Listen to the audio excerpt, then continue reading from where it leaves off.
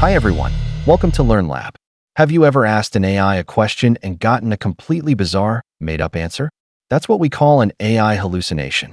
It's when a generative AI, like ChatGPT or Gemini, confidently presents false or nonsensical information as if it's a fact. It's not a bug or a glitch, it's more like a creative mistake. Imagine asking an AI for the biography of a fictional scientist and it invents a whole life story, complete with fake awards and publications. That's a hallucination in action. So why does this happen? Well, these AI models are trained on massive amounts of text and data from the internet. They're designed to recognize patterns and predict the next most likely word in a sentence. They don't truly understand concepts or facts like humans do.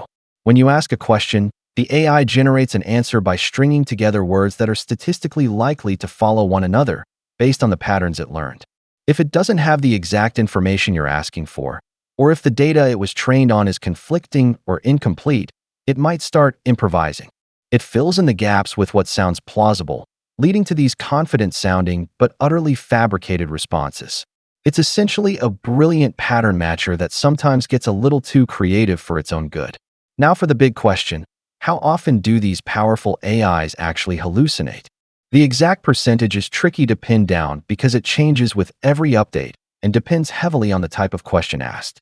Early versions of models like GPT-3 had higher rates, sometimes estimated around 15 to 20% for certain tasks.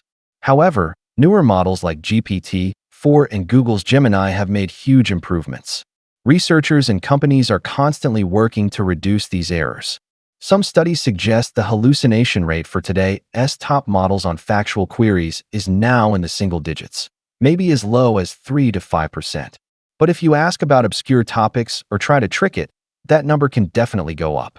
The key takeaway is that while they are much better, no model is perfect.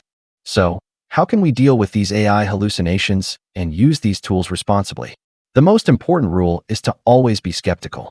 Think of AI as a superintelligent intern, brilliant and fast, but still needs supervision. First, always fact-check important information.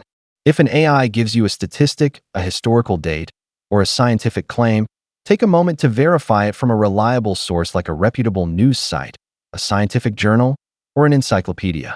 Don't trust, just verify. Second, be specific with your prompts. The clearer your question, the less room the AI has to improvise.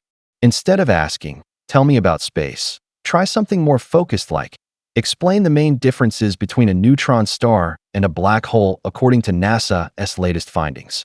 Providing context helps guide the AI toward a more accurate answer.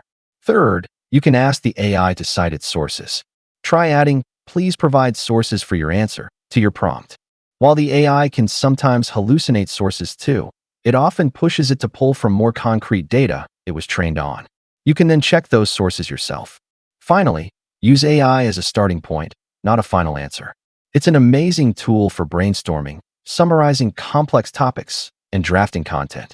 But the final judgment, the critical thinking, and the responsibility for the information's accuracy, that still rests with us, the human users. By understanding their limitations and using them wisely, we can harness the incredible power of generative AI while avoiding the pitfalls of their occasional flights of fancy. Thanks for tuning in to LearnLab today. I hope this helps you navigate the exciting world of AI a little more safely. If you found this helpful, don't forget to like, subscribe, and hit that notification bell for more content. See you next time.